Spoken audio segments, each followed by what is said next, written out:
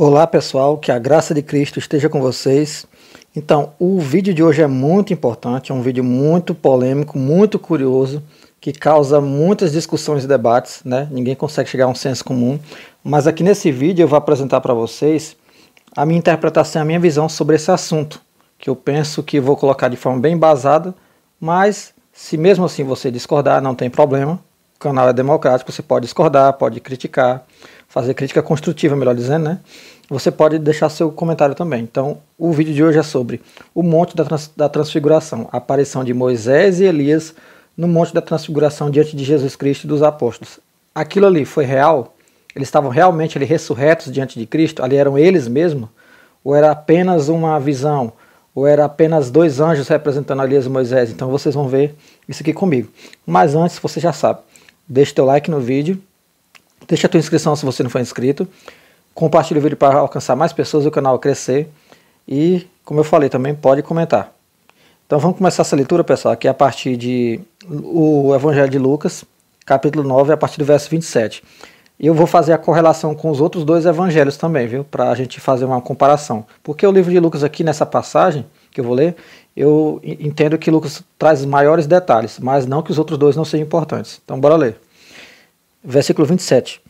E em verdade vos digo que, dos que aqui estão, alguns há que não provarão a morte até que vejam o reino de Deus. Olha só, alguns aqui não provarão. Então esse alguns aqui não provarão já mostra que alguns ali, Jesus ia separar alguns dentre os discípulos para testemunhar algo que ele queria mostrar. Aí bora seguir a leitura.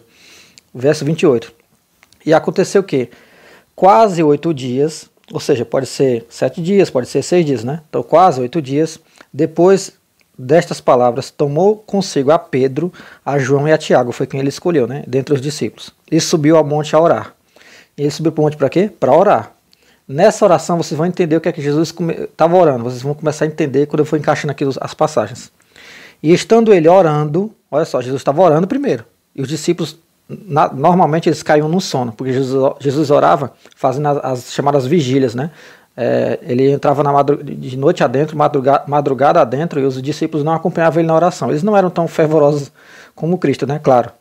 E estando ele orando, transfigurou-se a aparência do seu rosto. Essa palavra transfigurou-se vai estar também no grego com uma palavra metamorfo, que é mudar de forma. E já em outra passagem, né, mostra essa mesma passagem aqui sobre a transfiguração, vai dizer assim, veio aparecer o rosto, veio tornar-se de forma diferente, né? Mas que quer dizer a mesma coisa. Transfigurou-se a aparência do seu rosto e a sua roupa ficou branca e muito resplandecente. Então não foi só o rosto de Cristo que mudou de aparência, também as vestes dele automaticamente, enquanto ele orava. E eis que estavam falando com ele dois homens, nessa mesma momento que mudou o rosto e as vestes, esses dois homens apareceram. Falando com ele dois homens que eram Moisés e Elias, os quais apareceram com glória. Os quais apareceram com glória, esse detalhezinho que você tem que decorar, de marcar. E falavam da sua morte, a qual havia de cumprir-se em Jerusalém. Olha o objetivo, falavam da sua morte, a qual era para se cumprir em Jerusalém. E Pedro e os que estavam com ele estavam carregados de sono, ou seja, estavam dormindo. Quando eles abriram os olhos, pessoal, foi quando eles viram tudo isso aqui que estava acontecendo. E quando despertaram, viram a sua glória e aqueles dois homens que estavam com ele.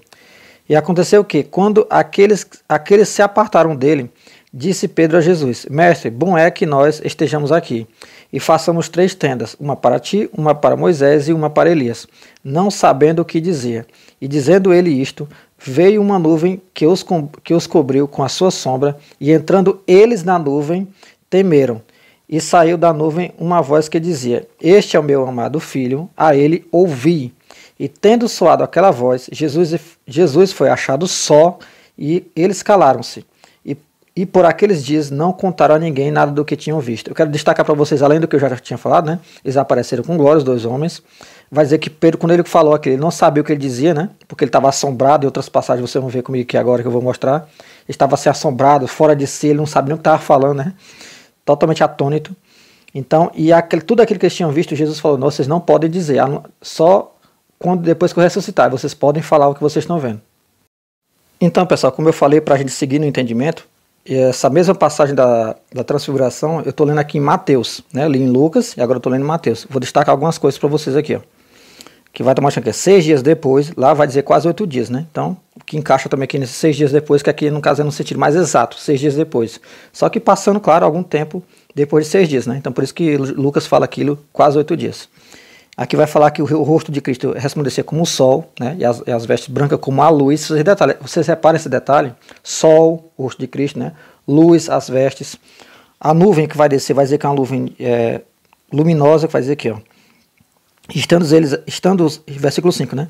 Estando ele ainda a falar, eis que uma nuvem luminosa, então vocês estão vendo essa questão de luz, com a nuvem, com as vestes de Cristo, com o rosto dele, dá os detalhes da mesma visão que estava sendo feita quando os discípulos olharam, né?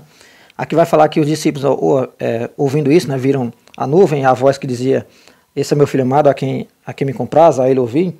Vai dizer no versículo 6, e os discípulos ouvindo isto caíram sobre os seus rostos e tiveram grande medo. E aproximando-se Jesus tocou-lhes e disse, levantai-vos e não tenhais medo. Então aqui você já está trazendo uns detalhes a mais do que na passagem de Lucas, na passagem de Marcos que eu vou ler aqui agora com vocês. E aqui vai estar dizendo também, 6 dias depois, o que confirma o que o Evangelho de Mateus fala. Aqui vai falar também, né, que os dois apareciam diante de Cristo falando, né, Elias e Moisés. Vai falar das vestes de Cristo tornando-se branca.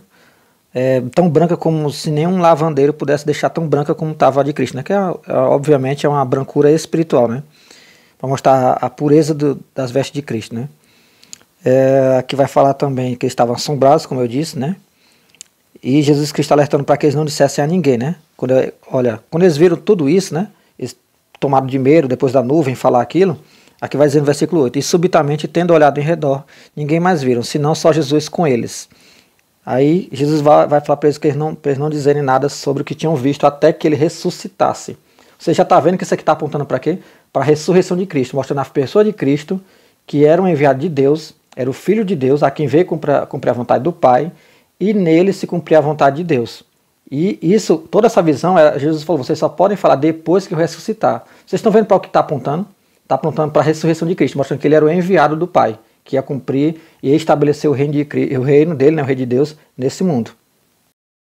Um detalhe, pessoal, antes de ler aqui 2 Pedro capítulo 1, eu quero falar para vocês e deixar claro aqui. Lá, nenhuma dessas passagens vai estar dizendo assim, não, a ninguém conteis a visão. Eu sempre deixei repetidamente ratificado essa explicação aqui, né?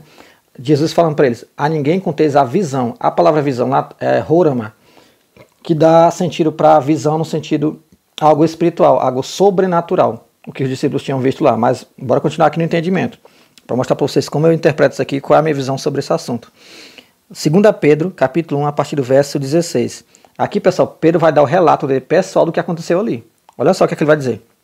Porque não vos fizemos saber o poder e a vinda de nosso Senhor Jesus Cristo. Olha só, o poder e a vinda de nosso Senhor Jesus Cristo, essas duas frases vocês têm que encaixar aí na sua mente. Seguindo fábulas astuciosamente compostas, mas nós mesmos vimos a sua majestade. Quando é que foi mostrada para eles a majestade de Cristo? Que ele era o rei desse reino, aquele que vem implantar esse reino, aquele que trazia o reino de Deus com poder. Olha só o que ele vai dizer aqui, verso 17. Porquanto ele recebeu de Deus Pai honra e glória, quando da magnífica glória lhe foi dirigida a seguinte voz, este é o meu Filho amado, em quem me tenho comprazido. E ouvimos esta voz dirigida do céu, estando nós com ele no Monte Santo. Olha só o que é que Pedro está falando aqui. Nós vimos a glória de Cristo, o seu poder, o poder de Cristo e a vinda do nosso Senhor Jesus Cristo, quando a gente teve essa visão. Ele vai falar aqui, ó, o Pai honrou ele, né? Honrou ele com glória e com honra, né? Quando da magnífica glória, ou seja, daquela nuvem, de toda aquela visão, lhe foi dirigida a seguinte voz, né? Quando veio aquela voz da nuvem.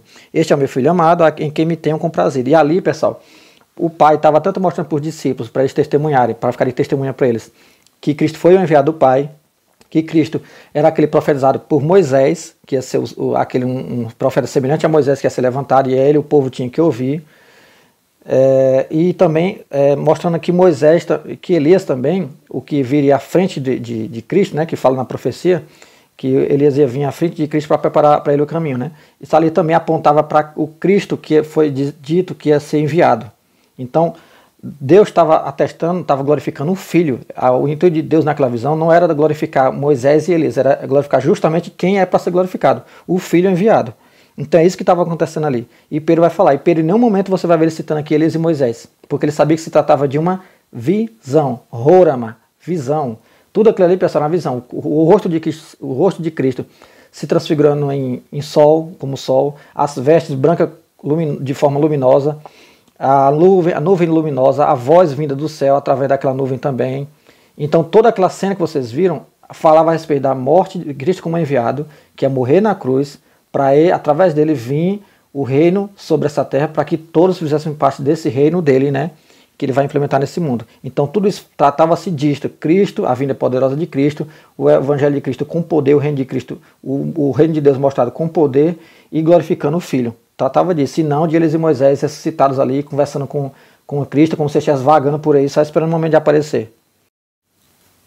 E só para complementar mais ainda, pessoal, para quem chegou até aqui esse momento do vídeo, está entendendo o que eu estou falando, ou pelo menos está começando a ter uma visão um pouco mais clara desse assunto. Você vai lembrar que naquela passagem que fala que o Espírito Santo desce de forma corpórea como pomba sobre Cristo, e ali fala que vem uma voz do alto, é aquela mesma voz, é a mesma voz que veio da nuvem que falou que este é meu filho amado, em quem me comprazo, né? Aí nele está todo o meu prazer, né? A mesma voz, né? A mesma ratificação de profecia, né? Sobre Cristo. Tudo aquilo ali, pessoal, era uma visão também. A voz, a visão da pomba, tudo isso ali era uma visão. E quem que tinha tido aquela visão? João Batista. Aquela visão era para João Batista, para confirmar para João Batista e testemunhar para João Batista que Cristo era o enviado do Pai. Ele era aquele que era tão falado que ia vir, o Messias ungido, né? Aquele a quem o próprio João Batista estava preparando o caminho, né? Então, pessoal, Deus mostra a visão para o seu povo, né? Para testemunhar. E eu estou dando esse exemplo da visão da pomba, da voz vindo do céu, quando Cristo foi se batizar. É a mesma coisa que aconteceu lá no Monte da Transfiguração. Foi uma visão que os discípulos tiveram. Quando eles abriram os olhos e viram o que estava acontecendo, era uma visão. Tudo começou com o coração de Jesus Cristo. Ele pedindo para o Pai para que aquela visão fosse confirmada para eles que ele era o enviado dele. Ele era o responsável e ele era aquele que vai implementar e implementou o reino de Deus nesse mundo, né? E você lembra no começo da leitura que eu li. Jesus fala que alguns desses aqui eu vou mostrar, né? Não vão morrer antes que vejam o filho vindo na glória do Pai, né? O filho de Deus o filho do Pai no reino de Deus, né? Mostrando com o reino de Deus com poder e glória, né? Então você lembra aquela passagem, você liga todo o contexto e você começa a entender.